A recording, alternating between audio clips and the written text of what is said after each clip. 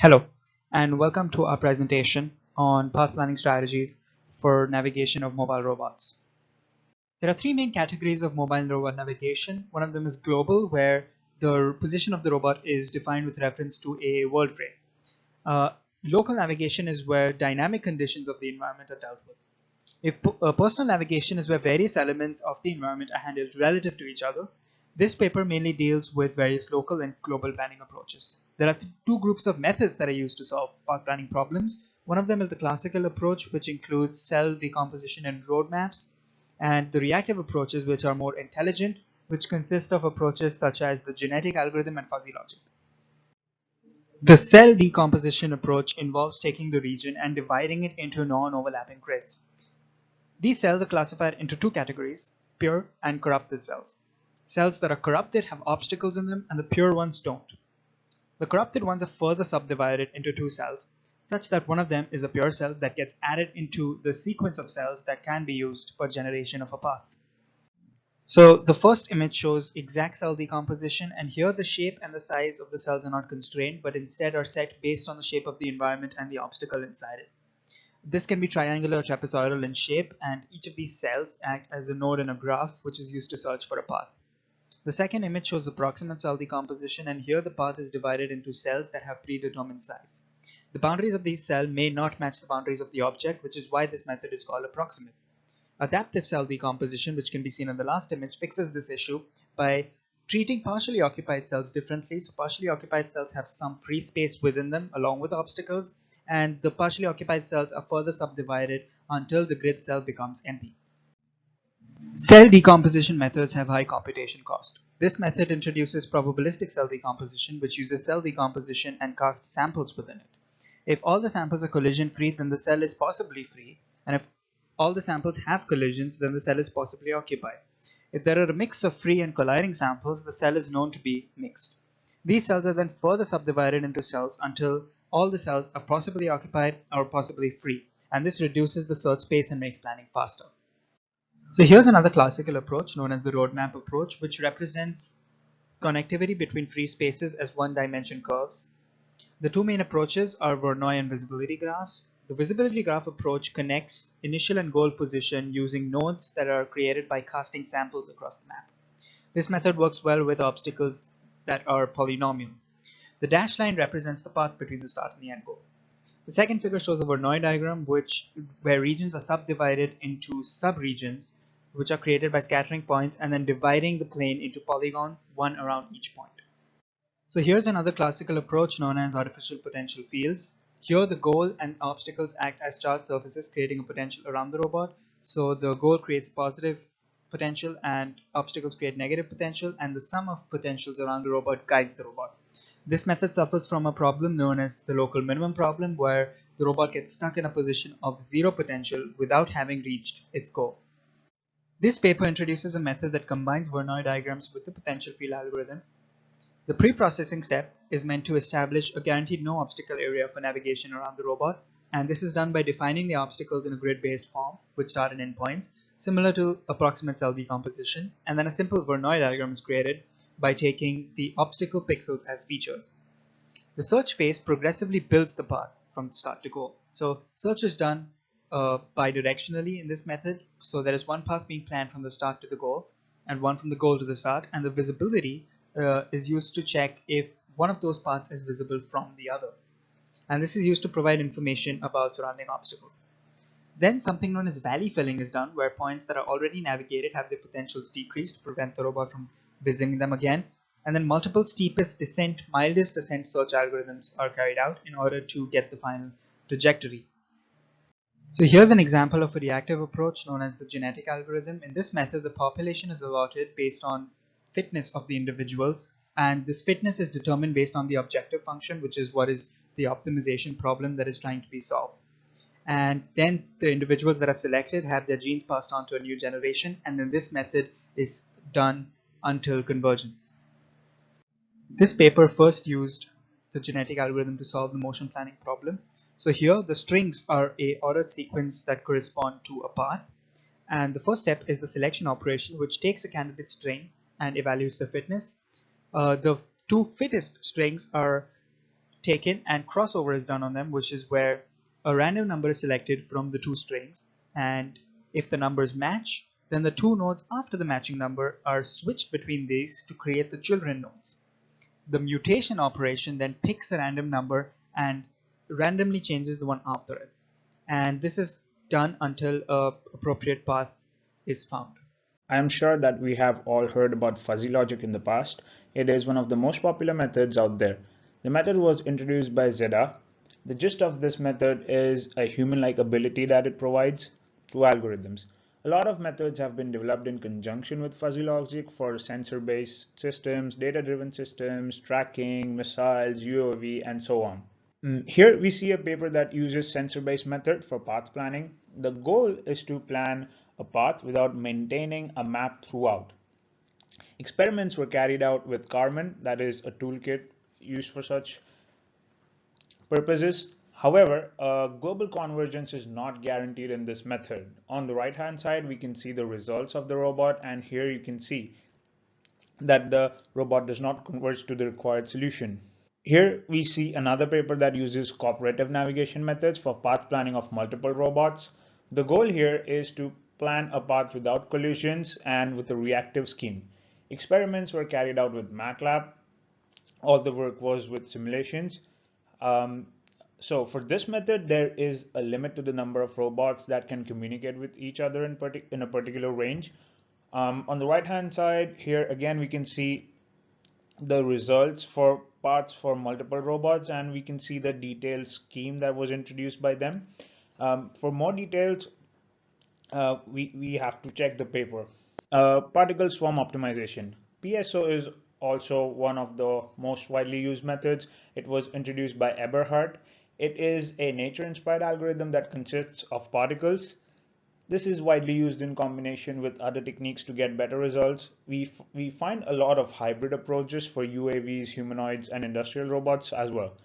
On the right hand side, here is a pictorial representation, and the flowchart can certainly help us to understand the algorithm better.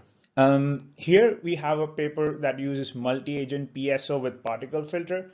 As we said, a lot of hybrid methods. The goal is to deal with the issue of particle impoverishment before resampling in every iteration. Experiments were carried out in a simulator with 100, 49, and 25 particles. It is difficult to find the upper bounds of the optimization function that is needed for this method. On the right hand side, we can see a path that is generated and a comparison of this method with other similar methods. Cuckoo search algorithm was introduced by Yang. It is again a meta-heuristic algorithm that uses probability concepts in the algorithms. Here the aim is to increase the efficiency and the convergence rate of the solution. A lot of hybrid methods with this algorithm have been used for navigation of wheeled robots in uncertain environments. On the right hand side, you can check the pseudocode and the algorithm to understand the details. Other miscellaneous algorithms, invasive weed optimization, harmony search, BAT algorithm, and differential evolution are some of the other intelligent techniques that have been used for navigation of robots. Personally, I have worked with BAT algorithm in the past. Here we initialize bats in the workspace, and each of them randomly explore the search space till we reach close to the goal. These algorithms are definitely interesting. Sliding control has been recently used for reactive obstacle avoidance as well. Here we see a paper that uses nonlinear control with a geometric approach. The goal is to avoid collisions for UAVs in a static environment. Experiments were carried out in a simulator with sensors and inertial navigation system. Collision avoidance algorithm was introduced. Controller design and tuning techniques are also discussed in the paper. On the right hand side, we see figures that use a lot of geometry to find the path, and the output can be seen in this figure. So we're all aware of neural networks, how they work in the AI and machine learning problems. So here they are used for robot navigation while using NN as a hybrid mechanism. So here the NN is used with various layers. We usually use to a two-layer neural network based on wavelet as well as multi-layer perception. Here it was evaluated using the simulations in MATLAB and on a wheeled robot with laser. We'll discuss the algorithm in the next slide later. So how are we going to use the neural networks for localization? This can be discussed. This can be seen in this paper, which can be briefly explained, summed up to. the SLAM technique, which is simultaneous localization mapping. In this technique, we construct a spatially consistent map progressively from the sensory input collected by a robot, that is usually a lidar or a laser. Then on this, we use the neural network processes the SLAM, estimates the joint posture from the environment, generates a feature map, and a robot path is generated. This neural network is trained using the SLAM filter inputs and outputs during this procedure, and each time a robot takes a step, it gets processed accordingly. So it adds a layer of error compensation on top of the existing neural network. And if the robot reveals any path or any existing location, we can just determine if this is a known state or unknown state using the SLAM. Next, we'll look at the Firefly algorithm that was introduced by Yang in the 2008. So this is similar to how the fireflies communicate with each other, that is using bioluminescence. So in this, we have random states and various identification methods which we are communicating using turning off and off the on and off the lights, the blinking lights, such as like fireflies. This is mostly used to demonstrate a path approach in the presence of a moving goal and moving towards the goal. So let's see how the Firefly algorithm is used in this paper. So it's a novel type of algorithm model which is described for the single UCAV path, that is unmanned aerial vehicles, which is a modification of how the information is translated from from the top layer to the bottom layer, that is changing the intensity of lights. In the same way, we can change the intensity of the voltages or the intensity of the numbers ranging from 0 to 255, which can be taken as an example here. So most of the files are independent, but they translate information between the top layer to the bottom layer, and in such a way we can generate a path, or we can just show the path by using intensity of lights. So the next method we'll be seeing is ant quality optimization. This is developed by Marco Dorigo in 1992. So here, as we know how ants communicate is using pheromones. So whenever they find a path, they leave some pheromones, and the other ant follows those pheromones. So this can be same implemented in a robot, where with the use of artificial pheromones, that is some place markers, we can generate a path, and we can store the path to know if we have visited there earlier or not. The natural metaphor on which the ant algorithm is based in, that is of ant colonies. Real ants are capable of finding shortest path from the food source to their nests using a pheromone communication. So when ants are at a decision point whether to turn left or right, they have no clue, so they choose randomly. So here we have multiple sets of agents called as ants, which search for a good solution in parallel. Then they cooperate with each other using the pheromones, that is that can be any memory point. So and using this way, we can add new cities or new pheromones, and after that we can use a greedy heuristic to find out the shortest path by using the TSP-HS. The next one we are looking at is developed by Pacino in 2002, which is bacterial foraging optimization. So bacteria communicate with each other using a form called chemotaxis, which is by signaling each other using specific chemicals, which is similar to pheromone based communication, but not exactly that. So we'll look at this in the next slide. So for bacterial foraging, we'll be taking a look at biomimicry of bacterial foraging paper. So foraging is based on the assumption that animals search for and obtain nutrients in a way that maximizes the energy for unit time t. So they try to maximize the function e by t. Maximize the function provides most energy and the lowest possible time. So in the process of foraging, there are various steps. That is search and locate the prey, to pursue the attack and attack the prey. So in order to handle this problem, the size of the prey matters a lot. In which, if the size is small, the search would take a lot of time. If the size of the prey is big, then it will take a long time for the handling of the predator, that is pursue and attack. So this can be seen in bacteria as well. So in the same way, we can wait for the goal. We can determine the size of, if we can determine the size of the goal, we can it will take the less time to search, or it will take more time to just get to the goal. It depends on that. The next one we are seeing is artificial bee colony algorithm, which is proposed by Kharoboga. So in this, we know how bees communicate with each other using dances. So for this, we are using a population-based algorithm, where if we have multiple agents searching for the different food sources, and then they indicate each other using dances, which is then proposed back to the bee colony. So this paper considers a particular intelligent behavior of the honeybee swarms and the foraging behavior.